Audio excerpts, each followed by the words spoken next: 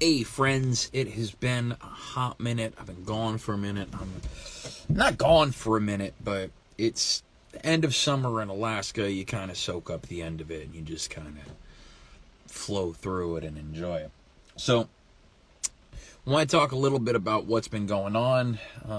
If you've been following the podcast for a while, then you know that summers in Alaska are fucking awesome. And so I don't do a lot of podcasting because they're awesome. However, that said, we're getting back to the shitty weather in Alaska, and that means that I get to go back to podcasting and shitting on everyone and doing comedy shows and smoking weed with you fine people. Just real quick. Now, I've got some samples that I've got to go through. This comes from Alaska, or Alaskan-made farmer something or other. I forget their name, but they give me free weed to sample, and I love them for that. Wes Vaughn, my former roomie in Bulgaria, when I lived in Bulgaria. It's I wouldn't say live. We partied in Bulgaria. There was a really stinky chick that really liked my friend Wes. That was cool. I don't know if he ever stayed in contact with her. Anywho, yeah, just been grinding away. We've got a jiu-jitsu tournament coming up, so I'm prepping for that. But yeah, the summer has been long. The summer has been very, very long. If you are in Anchorage, you had a good long summer. If you're in Fairbanks, you had a good long summer. But we are getting to the point now when if you're driving up to Fairbanks, you're kind of expecting that snow any day now. Like, the snow is going to be happening. So let's see what's been going on. So we brought down Sabrina Spears a couple weeks ago. She is the Anchorage Press Comedian of the Year. She brought down Mick Nicola, Justin Sands, Eric Bird, and we had Maggie Winston and myself and Matt Plant kicked off his U.S. tour at that particular date. Now, the very next week, which was last week, we had Tony Taylor, Lex the Siren, and Soldotna's own Wad Day. And that was it was a cool show. It was an interesting show. I think we're going to start doing the music shows a little bit later. We're going to start them a little bit later. We're going to have a DJ for more time than we have performances for certain. Yeah, so we figured out that here, if you want to bring an artist, you got to bring in a DJ too, because you don't want people to get bored at around 11 o'clock and start figuring out better shit to do. So, man, there's so much to talk about and so much that's gone on over the last couple of weeks, really the last month, and we haven't discussed it, so we might as well. The Queen died. I didn't lose any sleep. Did Americans lose any sleep? Not really. She's the mother of a couple of pedophiles, a couple of inbreeds. I think her husband was her cousin or some such thing. Her son, Andrew, was best friends with Jeffrey Epstein. His son, Charles, was best friends with a guy by the name of Scavell. Now, Scavell was a pretty interesting fella. He was a BBC DJ. He was kind of their... I don't even know, like Dick Clark. He's like Dick Clark of the UK. Anyway, Dick Clark of the UK was also a pedophile, and he had a thing for special needs kids. How fucked up is that? I mean, like, you're an extra special level of pedophile if you're banging special needs kids. That's pretty fucked up. It's extra fucked up.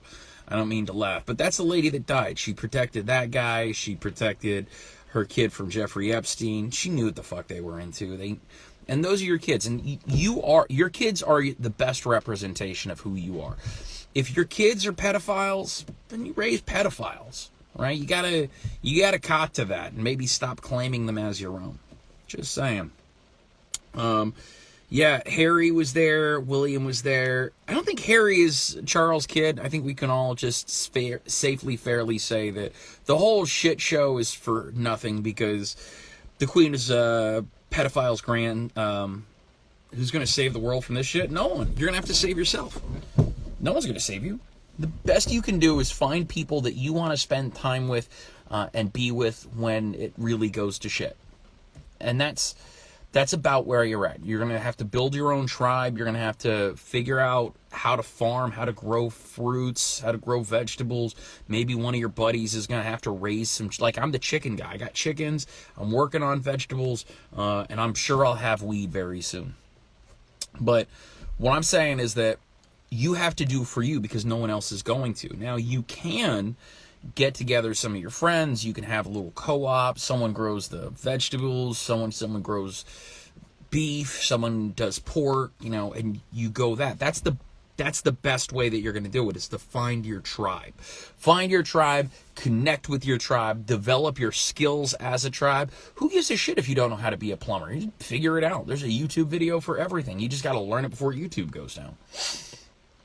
But no one is coming to save you. No one's going to save you from this shit. You have to save yourself from the shit.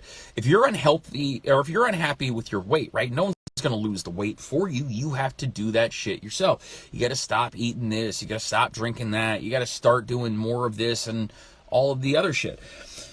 No one's going to save you. There's not a government. There's not a person. There's not a good thing coming to you. You got to do that yourself. No one's coming to save you. Nobody. I am curious about what's going on with the humanitarian migrant crisis in the lower 48. Now, coming up very, very soon, I've got an interview with a woman who is a social worker at one of the reservations around the El Paso area. And we're going to talk about what's going on in the border town of El Paso, Texas right now. And will there be any let up? I am curious, because I would like to know her thoughts on migrants being shipped to Martha's Vineyard, migrants being shipped to D.C. and New York, to the front door of the vice president's house. That's awesome. Chinese mafia, dude, the mafia is everywhere. They're everywhere. If anyone can get away and cut a corner, they're going to be there, right? And whether or not, I don't even know that the nationality. I mean, obviously, if you're Chinese and there's a Chinese mafia in your neighborhood, it'll either get a lot of those sort of ethnic-based gangs. I don't know if they're necessarily going to take advantage of their own people, or they're just going to take advantage of the locals, which is, I guess, what they're supposed to do. Now, my understanding is that the Armenian mafia is in Sitka, Alaska, which is an island in the middle of nowhere, Alaska, and apparently the Armenian mob is taking over. Well, yeah, they've got.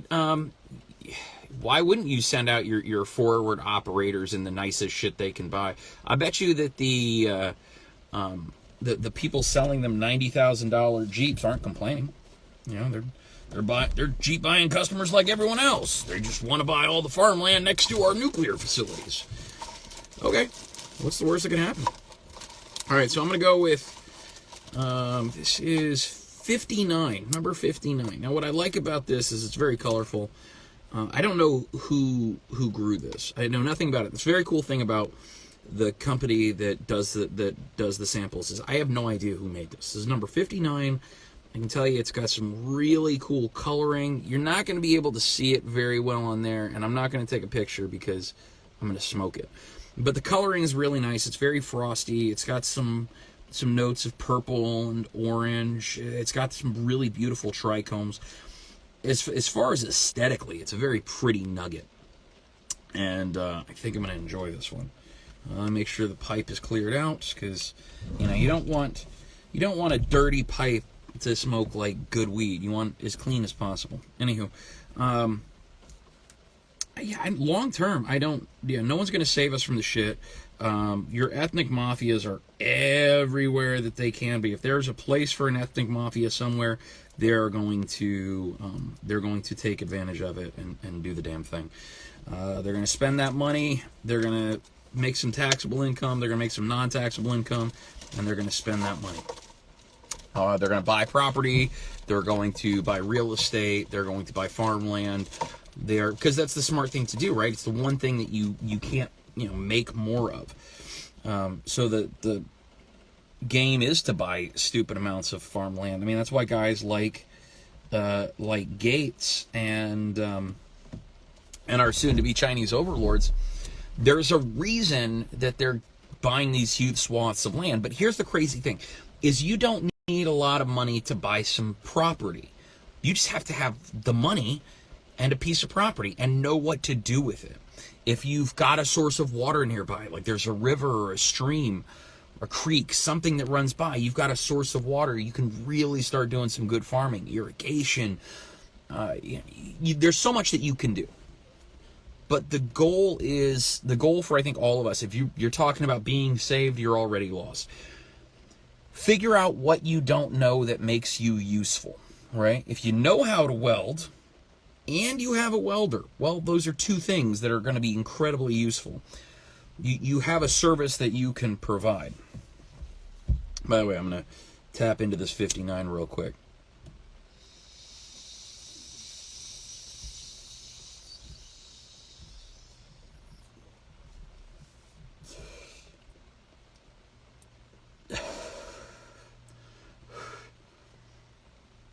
Yeah, it tastes nice. I haven't smoked a lot of weed lately. I haven't been smoking a lot of weed at all, actually. So it's nice to sit down and just kind of what you're gonna do and do the things for you. Hold on a second. All right, maybe we'll do. Boom. There we go. All right.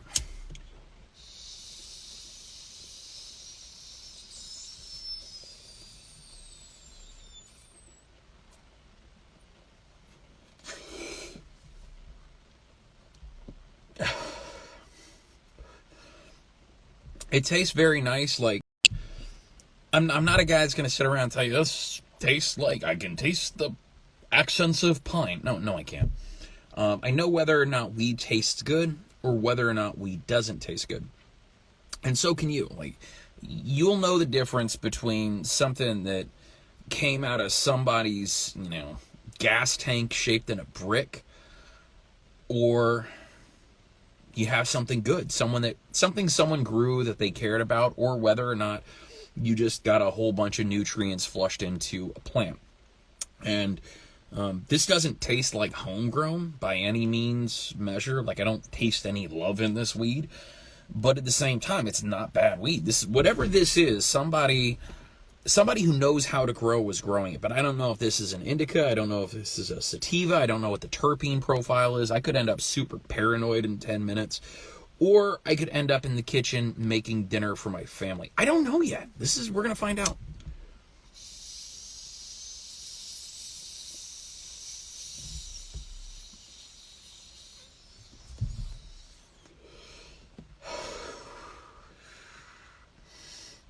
All right, so not a heavy taste, not really overwhelming, not the smokiest smoke I've ever had or anything like that.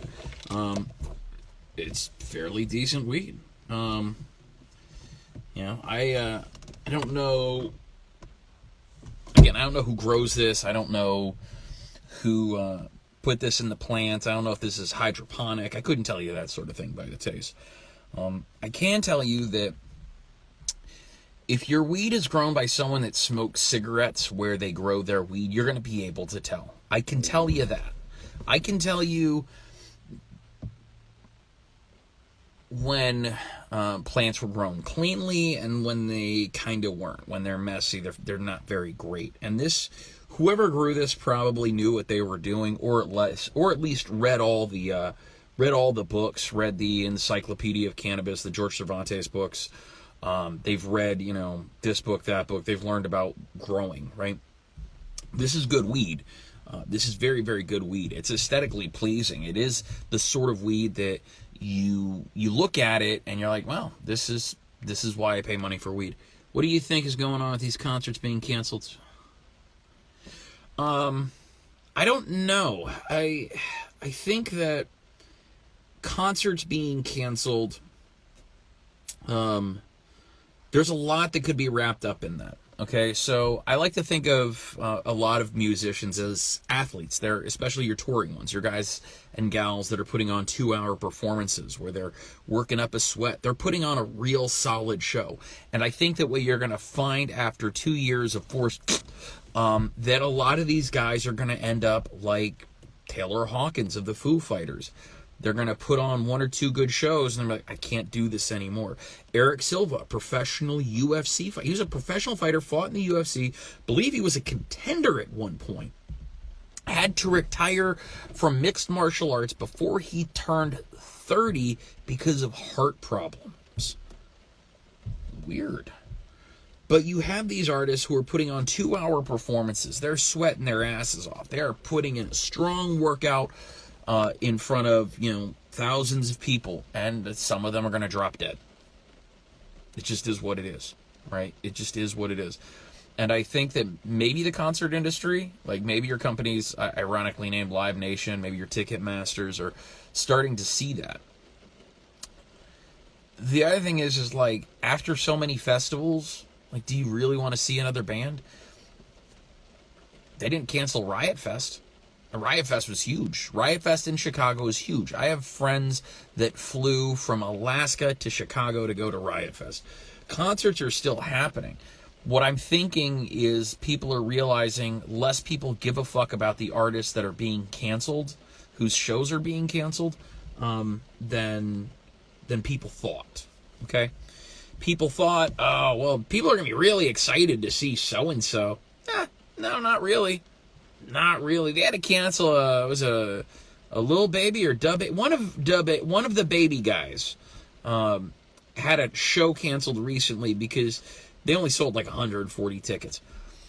There's a big difference between like internet famous and people willing to spend money to see you perform your thing in front of them. And I think what people are realizing is that people just don't want to see your thing. Like, whatever the thing is that you do, you and your buddies do to make money in front of a large group of people, most people don't give a fuck anymore. I think most people are tired of paying $100 and seeing one or two guys on stage walking back and forth. Meanwhile, you have bands that are putting on, 3-day events that are full of stuff. As far as canceling festivals, I mean, the festivals that are being canceled, does anyone give a shit? They didn't. I think that you didn't see Burning Man canceled. You didn't see a lot of stuff canceled. So I wouldn't worry too much about, I don't worry too much about, losing, food manufacturing places, right? Because there are how many food manufacturing places in the United States? How many of them go up every year because they're in 50-year-old buildings, because of this reason or the third, or they plugged 72 things into one outlet because it was poorly constructed, because whatever. These things happen. In a country with almost 400 million people, we're really, really looking at that sort of tip-over effect. One of the things that people either casually forget or don't like talking about September 11th, especially with conspiracy theorists. Conspiracy theorists hate talking about the amount of asbestos and stuff that was in the World Trade Center to begin with. That stuff certainly didn't help the fires calm down. All right? Just as easy as it is to poke a hole into whatever the government put out, it's just as easy to point out some of the issues with conspiracy theories. As far as canceling shows, I mean, I don't know anyone who's going to lose any sleep if Lady Gaga cancels part of her tour. I just don't know those people. I think real people that go to work every day are spending money and saving money on things that they want, need, or desire, and a ticket to go see your fucking favorite pop singer, the City Girls, whoever the fuck it is, right? Whoever it is, those are luxury items, man. Those are a $100 ticket to go see somebody with 3 songs perform for an hour and a half and yell about how awesome they are. A lot of people don't want to spend that money anymore. They just don't. There's better ways to spend your money. And I think that folks aren't necessarily going to spend $500 a pop to go to a festival to hang out. I think something is about to happen in America, Christy, as well. I think something very bad is going to happen. Something funky, something absolutely dangerous and scary is going to happen. I think lots of people are going to be hurt or killed. I think that we are militarily, we're very clearly in a place where we're being outpaced by people who don't have our best interests in mind. People who are, like the Chinese, who are building military bases in the middle of the Pacific Ocean and building islands. Like the stuff that they are doing in the Middle East with the world estates, right? The Chinese are doing that with military bases. They are creating military bases in the middle of nowhere. Meanwhile, the United States military can't recruit people for a lot of different reasons. Obesity, because young people now seem to be dumb as fuck. We can't load up, we can't make cannon fodder. We can't make our own cannon fodder because people don't want to serve. And a big part of that is the folks like myself who have served have talked about a lot of the things that have gone on in the inside that you don't want to talk about.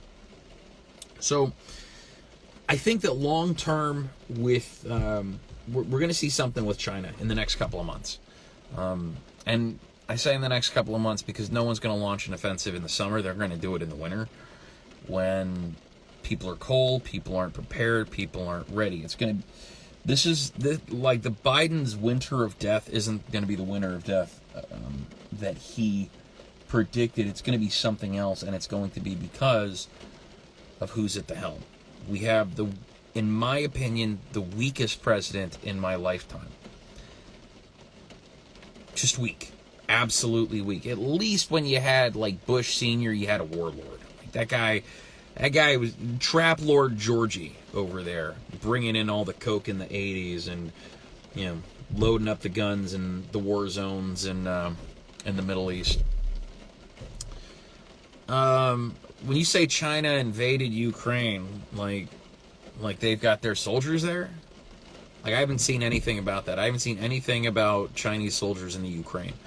Now, I know that the Ukrainians are using resources that we have given them, which, by the way, is very, very interesting, that of all the money and all of the resources that we've sent over there, only about 30% goes to its intended recipients. Remember that.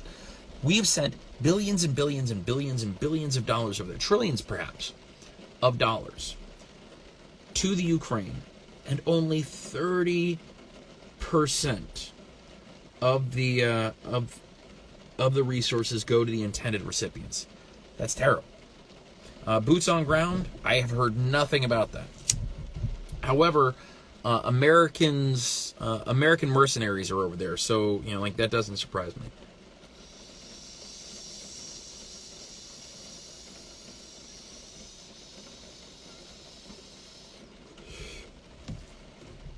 It is weird that Democrats have become the party of war.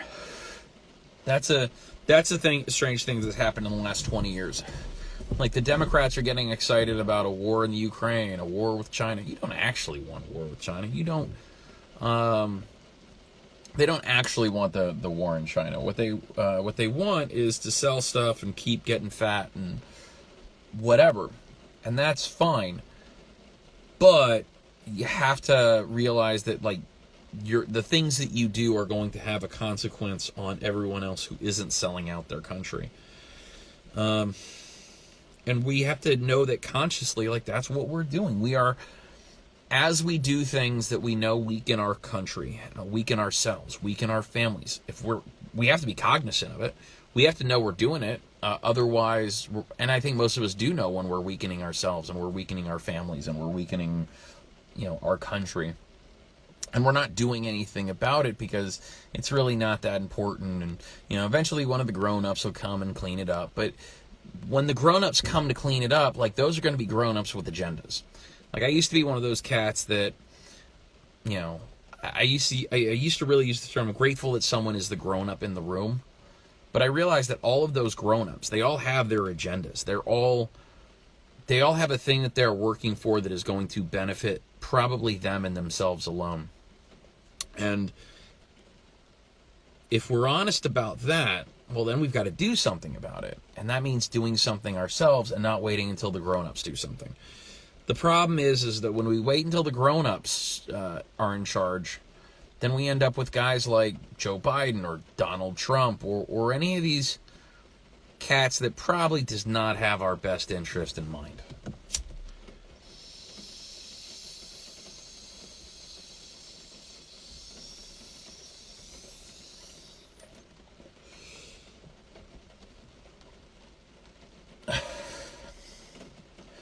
I like this because it as it gets hotter, as it smokes. I mean, I probably have a dirty, not a pipe, but a screen, and I'm sure that is affecting a little bit of the taste and the way that this is burning. But it was, whoever cured it did a great job of curing. So whoever grew this is good weed.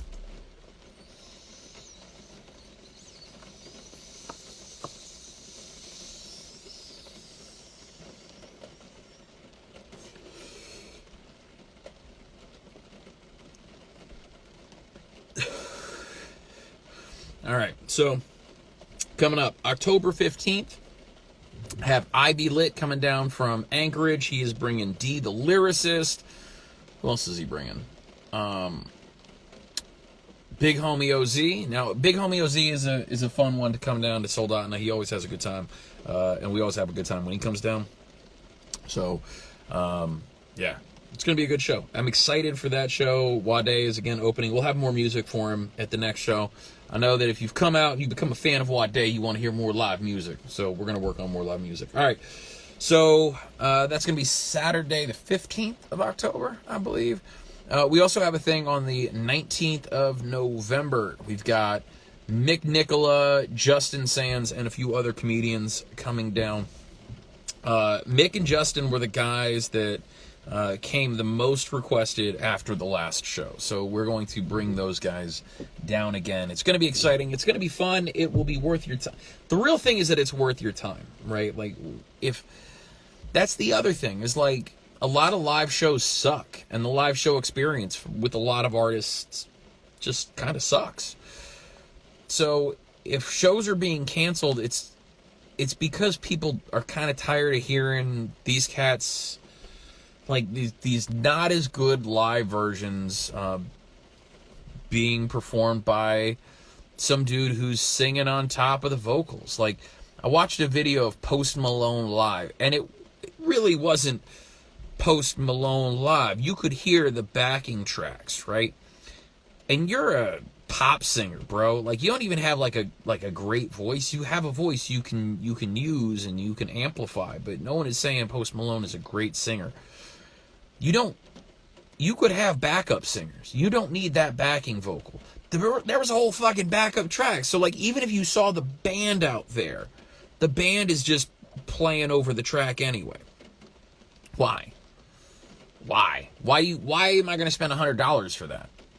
I can, if it's Post Malone, I can do a lot of drugs and risk an OD by myself. I don't have to spend an extra $100 to risk an OD at Post Malone shows.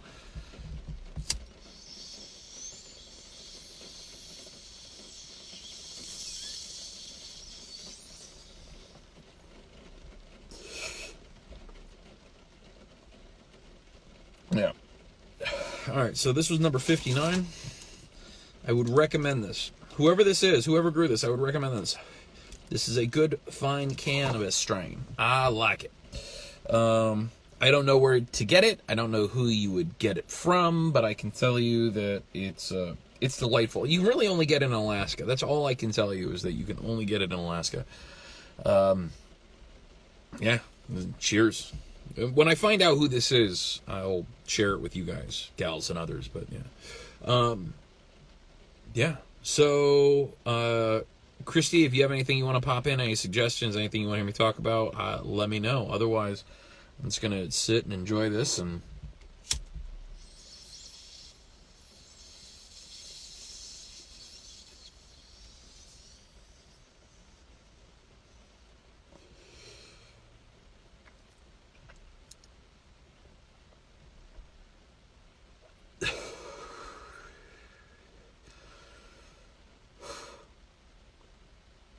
This is dope. All right. Thank you very much. Have a great day. Have a great evening. Have a great afternoon. Have a great... whenever it is you watch this. Listen to it. Oh, no. Yeah. Before I forget. The reason it's not like I haven't been recording podcasts. I haven't been uploading them, amongst other things. Again, because Alaskan summer. So I've got a gang of new material. I'm not going to be dropping it every day. I'm going to be dropping it once, maybe twice a week, because I've got some other podcasts that I'm working on. One about music and one, well, I mean, more, not even just music, but streaming services. So I'll include a link when this goes to the YouTube channel. I'll include a link to that. It's all the same, like, podcast feed. I just want to do different stuff and don't feel the need to have 7 different feeds for 7 different podcasts if it's all me anyway. So if you got one, you can just get them all. You don't have to subscribe to like 15 different things. I will do a different Instagram page for them just because it's easier, but you get all of it. You subscribe to one, you get all of it, which I think is very, very important. By the way, shout out to my good friend Jason Moody. He's a good man, and he just tapped in.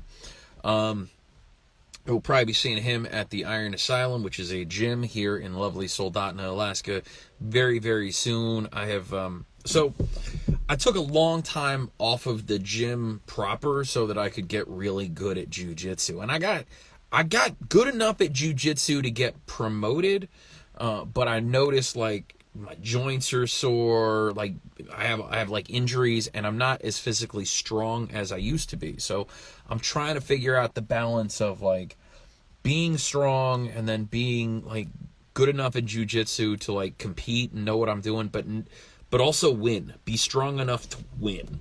Like, I don't want to just be like so good at like defending myself that I can hurt somebody, but I want to be able to turn that into like offense, and offense that I own. Because your average 200-pound guy in jiu-jitsu, I'm you know, like, I'm all right, but I feel like I know I can be stronger. I know I can be lighter. I know I can be faster. So then why not do the things that I need to do? So I got a book. I got a book from Inkwell's Bookshop. It's called The 4-Hour Body from Tim Ferriss. If you're not familiar with Tim Ferriss, he's got a book called 4-Hour Work Week. I've got it on audiobook, but I got this in the book so that I could highlight stuff. So there you go. But it's got all kinds of stuff. How to gain 34 pounds of muscle in 28 days without steroids and a total of 4 hours gym time. I guess that's in the whole 28 days. And how to produce a 15-minute female orgasm. That sounds pretty cool. Like, but I know that it's on page 226. But yeah, a lot of different things. How to reverse permanent injuries. How to add 150 pounds to your lifts in 6 months. How to pay for a beach vacation with 1 hospital visit. Count me in. Count me in. So I'll keep you guys up to date on this one. Jason, if you ever want to do... okay, now, this book, I got this at Inkwell's Bookshop in Soldotna. If you go in, she will, you can go talk to her. She will get you a copy of this. Tell her that Bill sent you. She'll get you a copy of it. She'll get a copy of this quickly. And you will have your book, and you can throw in, you can highlight all your portions, right? It's got workouts, how to get good sleep, something called turning off the monkey mind, which is being able to get to sleep in the first place. It covers a lot of things, right? 4-Hour Body. Yeah. So Inkwell's Bookshop in Soldotna, very, very cool place. They've also sponsored a couple of these shows. Not this show. They'll probably sponsor the next comedy show. They will if you buy more books. I'll tell you that. If you buy more books, they'll sponsor more stuff. Everybody wins. I bring you free comedy. She sells a shitload of books. Everybody's lovely. So it's located in Soldotna. It's near the Siam Noodles and Redemption MMA, and there's a cafe. Fine Time Cafe is right next to it. So, like, if you're looking to get a nice sandwich, Fine Time has nice sandwiches. They did, at least. I haven't had one in a while, but when I did have one, it was delightful. But yeah, check them out. They've got all kinds of really, really good books. And if there's something specific you're looking for, Bethany and Will order it for you. So real quick, this is a real quick thing about at least Will Bogart, right?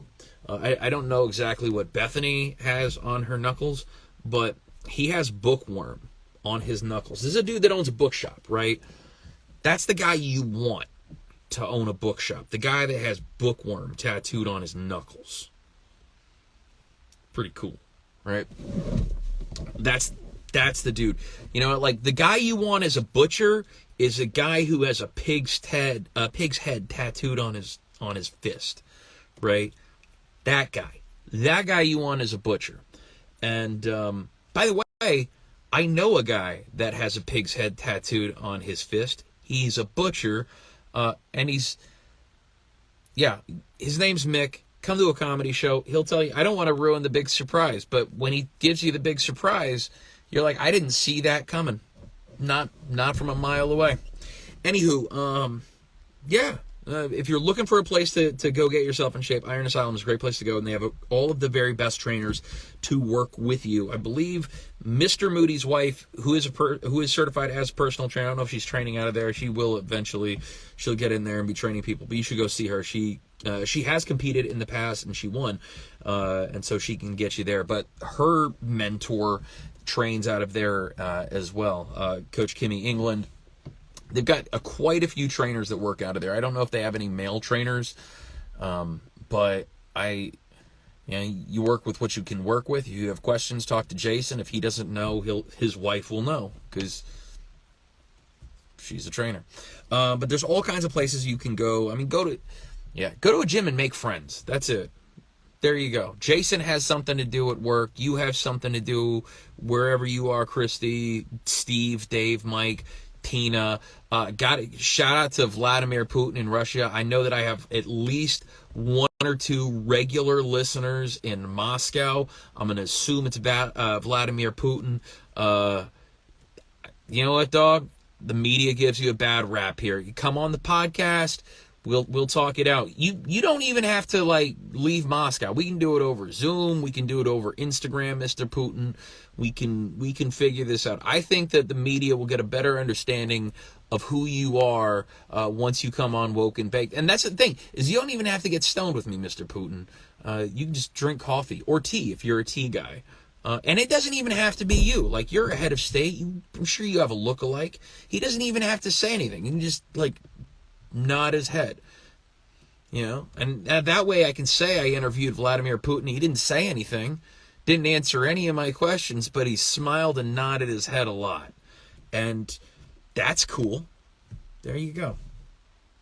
But yeah, wherever you are, get yourself into a gym and here's the thing, here's what I've realized. If you go to any kind of gym or fitness place or anything like that, it's really easy to get outside of your head, right? It's, what do other people think about me? What is the cat that's jacked over there, or the pretty girl, or the handsome dude, or whatever? What do they think about me? They don't give a fuck about you. They're trying not to get hurt by, dropping a weight on their chest, right? But what I've learned in that experience is that if you want to make friends with the person that knows what they're doing, ask them a question, because it's like in a jiu-jitsu gym or any kind of anything else where people are there because they want to be there. They'll be happy to share the wealth. Don't be a creepy dude talking to the pretty girl by any means. Don't be creepy. You're there to get yourself in shape. You're not there to beat cheeks. They're not there to have their cheeks beat. They're trying to flex them cheeks. They're trying to get some solid cheeks, sir. Not there to impress you, to impress themselves. Or maybe to get some... I don't know the girls that you're staring at the gym, sir. Just don't bother them. Talk to the jack dude, because the jack dude, especially if he is surprisingly injury-free, he knows what he's doing. All right? Gals, talk to the weathered chick with super muscular thighs. She'll help you out. Nobody is there for you, and you shouldn't be there for them. You're there for you. They don't give a Frenchman's flying fart about you. But they're there, and you are there. You are there to do something to better yourself, and whether it's martial arts, whether you're lifting weights at the gym, do the thing that you know you've got to do to make yourself the better person that you are, that you think you are. Yeah, be the person that you think you are. None of us are as cool as we think we are, so we should all try and be a little bit more cool. Unless your definition of cool is an asshole, then find better friends. I don't know. Terrible life advice. I'm not so sure what I think about 59. Why don't you tell me? All right, leave a comment, leave a heart in the description. I don't know. Let me know what you thought of number 59, and if I went off the rails a little bit.